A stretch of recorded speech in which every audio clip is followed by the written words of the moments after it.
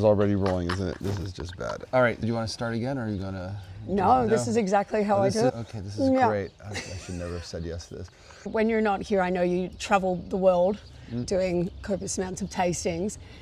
Is there any surreal moment you had pouring out some Dujac from afar? There was not pouring, but I got invited to dinner and Jay-Z was present, which was a surprise. Just casually? Casually, and everyone around the table was asked to introduce themselves and say a few words about him. He said, "Hi, my name is Jay, I'm in the entertainment business." Yeah. And that was the extent of his, okay, hi Jay from the entertainment business. I think I've seen you before. Yeah, you look a little familiar. Yeah. And he infamously gave a bottle to DJ Khaled. Yes, he did, yeah. Which I know some Australians would call Domaine Dujac, and Americans Dujac. I think DJ Khaled pronounced it Dujac. Was the way he did it. Yeah, the video. Go check out my Instagram, people, if you want to see it. It's somewhere buried in there. But yes, it was a very good moment. It was pretty funny. What do we have? We have some Marais Village 2023, fresh wine for someone who's not feeling fresh. Yeah. Cheers, Salter. Cheers. Tell your viewers that this is coming on the wake of our wine and hip hop. This is the 4th edition of this party, and it's a celebration of wine, but with hip hop music, as the title implies it. So we have a portion of the evening is tasting, and then we have a few live performers who are putting together essentially a concert, and we have what I think is one of the really best ephemeral wine bars in the world.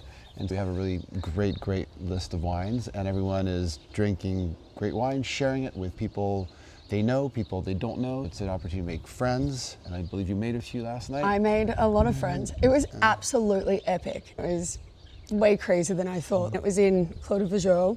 How many people ended up coming? Like 800? We had about 750 people last night. And everyone was vibing and dancing and getting down and drinking some of the best wines in the world. At the end of the day, wine and hip hop and music, they're both art forms, right? And seeing them come together, which you would think would be such a weird mix, but then you have all these rappers and musicians from LA and New York and all over the States, then with some of Burgundy's best and famous wine producers, you usually wouldn't think it would work, but it was just epic. Well, and people have been doing music and wine for a long time, but more classical and jazz typically. And hip hop music it's very anchored in place. It's got this strong sense of place. There's West Coast, East Coast hip hop, Atlanta hip hop versus Chicago and so on. There's different styles. So they also, I think, it's not a hard, overly contrived comparison to draw to say that they're also very much a terroir-driven product. And those bridges build quite naturally. And yes, the sports community has been embracing it in the U.S., especially basketball, and the musical community for sure, and hip hop community definitely see wine. Wine can be quite aspirational, and hip hop is very aspirational. Yeah. And wines are known for being elegant, but also incredibly structured. What would you say is the one main decision in the winemaking process that you choose to really value to create that perfect balance? The one that I put the most pressure and emphasis on would be the timing of picking. I feel that really shapes the wines you make afterwards, and it's become trickier in a warmer context. When it's a cool vintage, that becomes easy. It's just as late as possible, bearing in mind your weather forecast, the state of health of your grapes. But in the very warm vintages, and we've had a few recently, the timing of picking is a really shaping decision, which is not an easy one to take. It's very hard to anticipate just how fast things are going to go. So that one I put a lot of emphasis. I think general winemaking philosophy, there's probably other big decisions. Do you stem or not? How much new oak you use? Which kind of oak and so on. But we've already come to some conclusions on those fronts. So timing of picking is the big one now. I know your dad obviously did more whole cluster, and you're going back to that. Can we talk about it? we can talk about it. I can see this leading question, Your Honor. Yes, leading the witness. Okay, my father was 100% whole cluster, most vintages, most wines. Then in 2000 he purchased a destemmer, and I thought that we could maybe destem a fraction. So we destem, actually in 2000 we did more than a fraction, but that was under his impulse and his wishes. But subsequently, when I started having more influence, around from 2002 onwards, I started destemming 10-15% in an attempt.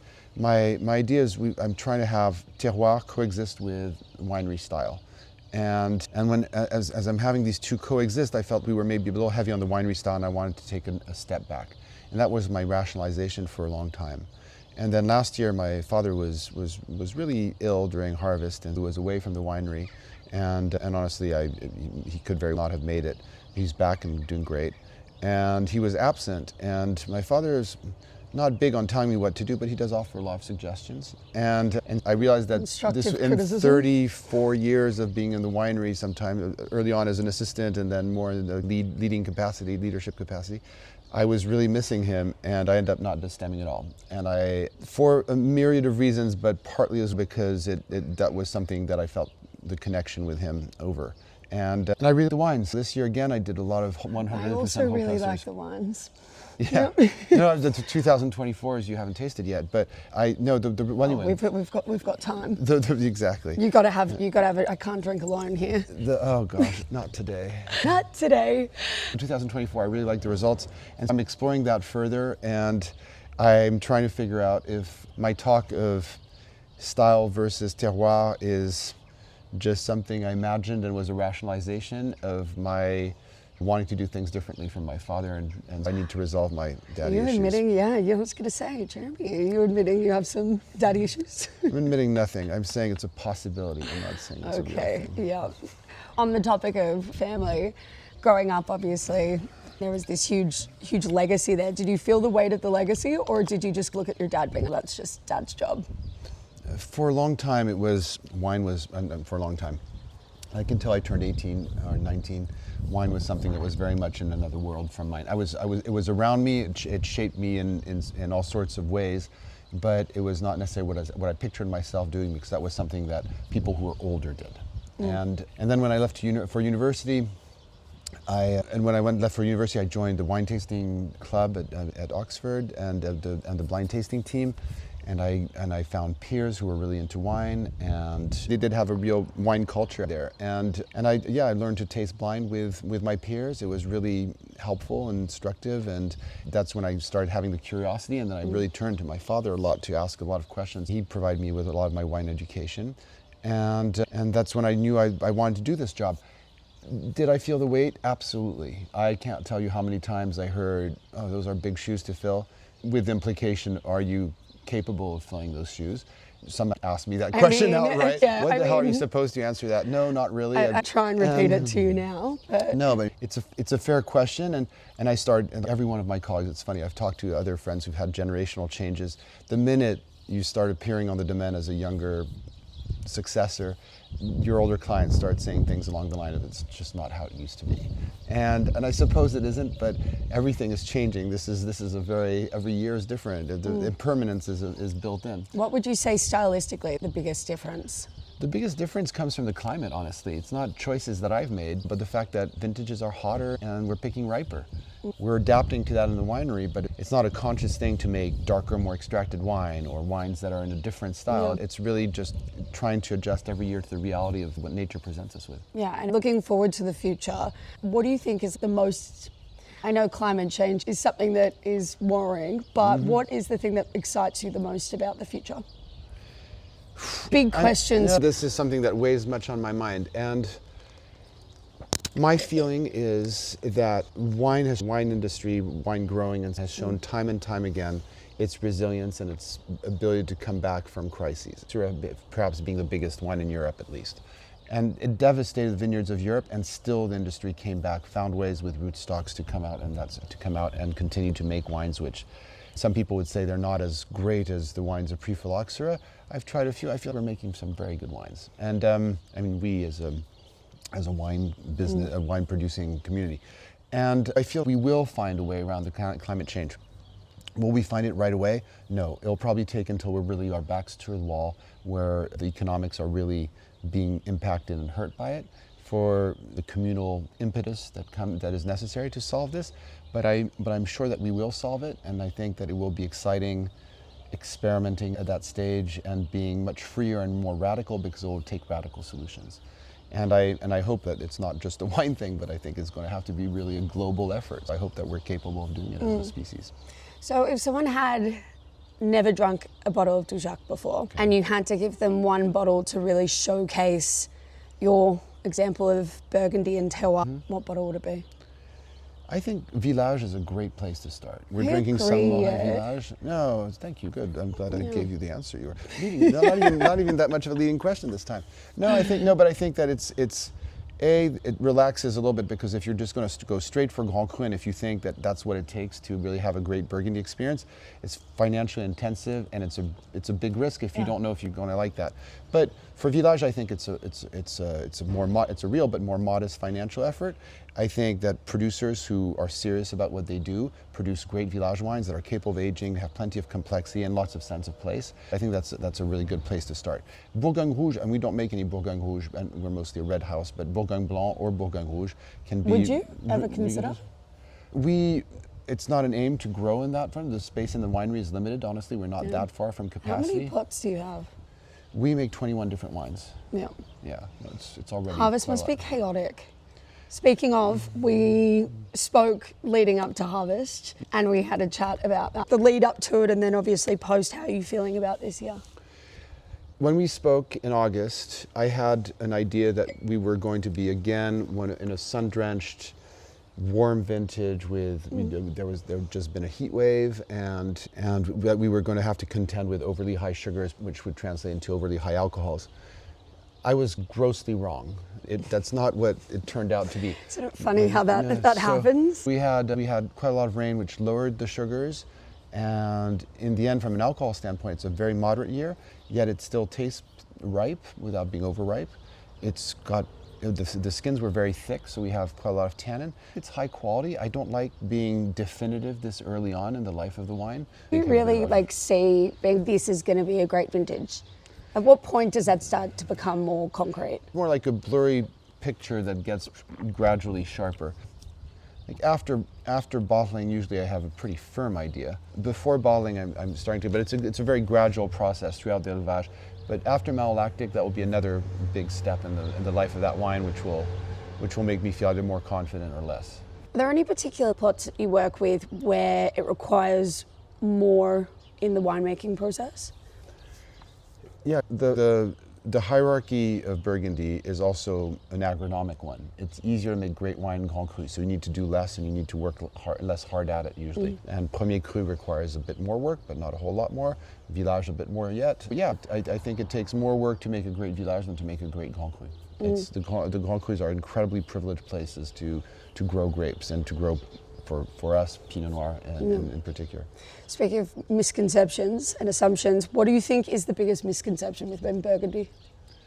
There's a view that Burgundy is a region that has settled into incredible conservatism, tradition only, ivory tower thing. When I look at the landscape of Burgundy and the people working in it, there's all sorts of people who are new domains being created. There's new generations taking over older domains and pushing the envelope. The quality it's really not stagnant at all. There's no consensus on how to make the best wines, how to grow the best grapes. And there's a lot of people really putting a lot of thought and energy into trying it. And I find it's a really dynamic, thriving region. I love exchanging with my colleagues around here. I was going to say, are you going to name drop any producers for us?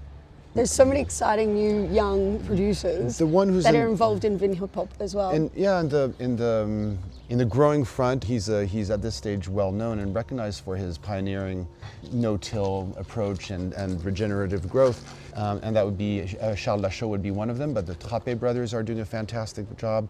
Edouard and Arthur Claire at Domaine Claire is also doing a really good job a progressive job in the vineyards. And then you do have a number of younger domains. Like last night, I thought Bastien Gautron in Dijon is making some really cool wines. Marthe-Henri Boyau in Rully, she was showing a Rully that was so good last night. And my friends Matt and Camille at Maison and Domaine Thirier in Côte de Nuit Village. Yeah, no, there's all sorts of cool new producers coming on the scene. Yeah, and just looking outside of just in Côte de Beaune as well, there's... Yeah, Burgundy goes from the Mâconnais all the way to Chablis and Irancy and so on. There's a lot more than just the Côte d'Or, Côte de Nuit, Côte de Beaune.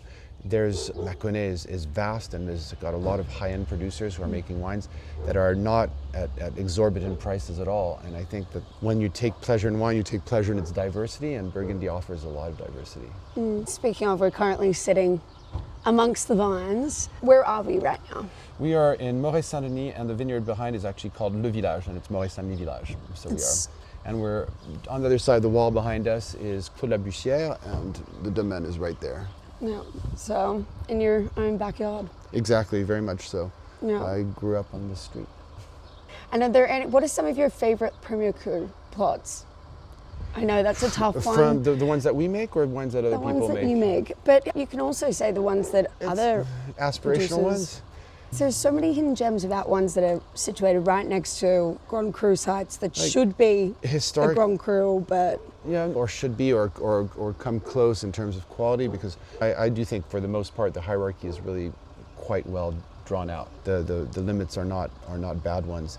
I feel like from that we make, I'm very attached to Combat, which is a historical one and is surrounded on all four sides by Grand Cru. I think it's maybe just a little bit more rustic. Au Combat. Gevrey-Chambertin Premier Cru au Combat. It's a tongue twister. If you do not speak French. Well, yes, come on, you speak Mandarin. And then Malconsort, which is recognized as a great Premier Cru, but Vosne Romanée Premier Cru au Malconsort. I've got some strong visceral attachment to that one because that's one that we bought in 2005 when I was coming back to the domaine, or I was already here, but as I was taking more room in the domaine, and it's such a magical piece of land. That one is really special. I usually ask people what the last bottle of wine they drank was. I've not drunk that bottle. I've drunk a sip of that. You've had a sip of that, and obviously you had copious amounts of... I drank a few bottles last night. Just a few. I mean, what was the wine that you've had recently that really wowed you? And who were you drinking with? Last night I had a Gevrey-Chambertin Village 2022 Cuvée 1859 from Trappes, which is... 1859? That's the year the vineyard was planted in, so they're super old vines, the oldest actually I know in Burgundy. I'll let you work on the math, this is beyond me this morning, or this afternoon. But yeah, no, that wine I think is fantastic. I think the younger generation of Trappes is doing a wonderful job in the vineyards and in the winery, and I think I showed it to a few people last night, and it was not a wine that was on some people who were very wine knowledgeable. It was not on their radar, and I think it was an exciting cuvée to be having. And you've very kindly hosted me at the Domaine now 2 or 3 times. I'm sure that there's been a lot of cool people that have walked through and have come to visit. Any cool moments? Yeah, no, we've had a few, and we're not a celebrity pit stop or anything like that, but we've had a few people come through. I beg to differ, but yes. No, it's just the sheer metrics of it don't speak that way. But let's see. Well, I'm excited to host a famous All Black rugby player next month, and after the fall tour. But this will maybe be less exciting to an Australian. Yeah. We can skip that one. Okay, you probably want to hear about Jay-Z. I'll tell him the Domaine's closed that day. Jay-Z came and visited in 2012, and that was pretty cool. That's very cool. So when was the year or the vintage that really made Dujac skyrocket in the world of Burgundy?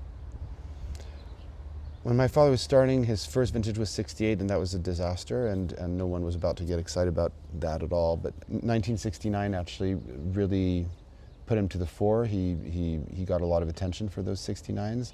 It was a smaller wine world at the time, but among other things, it was our 1969 Moret was served at the Élysée Palace for Paul Bocuse's Legion of Honor meal, and so that got some good attention because Paul Bocuse was incredibly media savvy, and the whole thing got a lot of publicity, and that definitely helped launch things. And then more recently, I don't know that there's any single event, but there's just generally been a lot of excitement about Burgundy, and we've been fortunate to be a part of it. But I think more notably, was 2005 vintage 2005 did quite vintage, well for you guys? Yeah, but it did well for everyone. We were definitely one of the domains that did especially well, but for some reason with 2005 vintage and in a very hot economy just before the crash, people just went nuts on 2005 Burgundy, and ours included. It is a special vintage, but that was not unique to us. That was like rising tide rises all boats type of thing. Well, thank you for having me in Burgundy the last couple of days. What is next with Vin Hip Hop? Oof. I know there's a few It's exciting just like things. we need just to get over this edition. No, we're going. Yes, we'll let the hangover settle. No, we're going to keep trying to make it better and better. Yeah, I couldn't fault it. Okay. Thank you. No, thank you. I'm glad you enjoyed it. Thanks. Well, I'll see you next year. Absolutely. We'll be back. And cheers. Cheers. The best. Thank you. Thank you, Mackenzie. I think that was everything. That was a lot. That was a lot. That was a lot. There was plenty of questions there. I feel like we Pretty much covered a fair amount of I ground. covered everything. Yeah, I did. All right. What'd you think? I thought you did very well. Thanks. I'm less confident about my own stuttering, but You're fine.